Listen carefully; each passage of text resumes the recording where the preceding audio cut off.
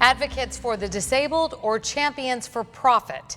Our Contact 5 investigation into ADA lawsuits continues. Tonight, Katie Lagrone exposes why some say the problem with ADA lawsuit abuse is not with the disabled bringing the suits, but with the people they work with.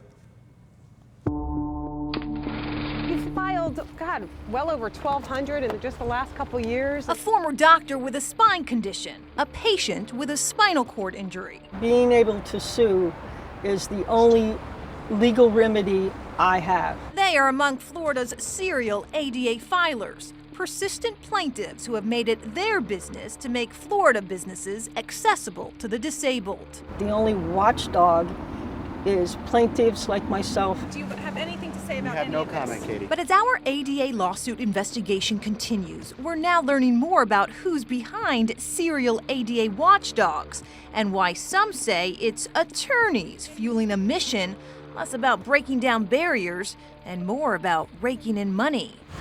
It's what it is. It's extortion. Last year, Michael Columella's Naples salon was sued by serial filer Patricia Kennedy. Because my light switch is 2 inches too high, or my mirror is 2 inches too high, 2 inches. These images document what Patricia found inside. To move a light switch and move a mirror, I'm thinking that might cost me about $100. By the time we visited in December, We're probably up near $7,500. like most serial ADA lawsuits, this one will likely end in a confidential settlement, meaning how much the salon's owner ultimately pays in attorney's fees is secret.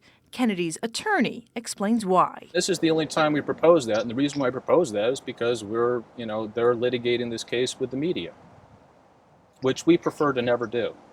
I think they do it to keep it so that people don't have the knowledge of what's really going on. Ken Minnerly is a Palm Beach County attorney who defends businesses sued for violating the ADA. When the first conversation is not about what needs to be done so their client can get access, but the amount of attorney's fees, that should give you a good indication of what is the motivating factor here. I would say that it's very problematic and it's an abuse of power. Douglas Shapiro agrees, which is not what you'd expect to hear from an attorney who has sued nearly 1,000 Florida businesses, making him one of the state's top filing ADA attorneys. Do they make me look bad? I don't think they make me look bad, but I think that they make the sector of law questionable. My floor mats, this mirror hanger here, I believe they're just fishing for anything. An industry that, depending on who you speak to, Now I'm paranoid when a strange handicapped person comes in.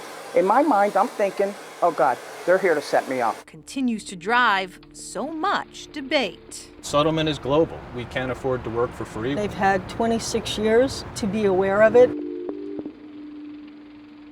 So what's the answer? Business owners want a grace period to comply before they can get sued. Others don't agree. Douglas Shapiro wants to see an end to confidential settlements, which would make these agreements public record and force courts to approve attorney's fees. Meantime, Florida Representative Gail Harrell of Stewart is still looking at introducing new legislation to help curb ADA lawsuit abuse. Katie Lagrone, WPTV News, Channel 5.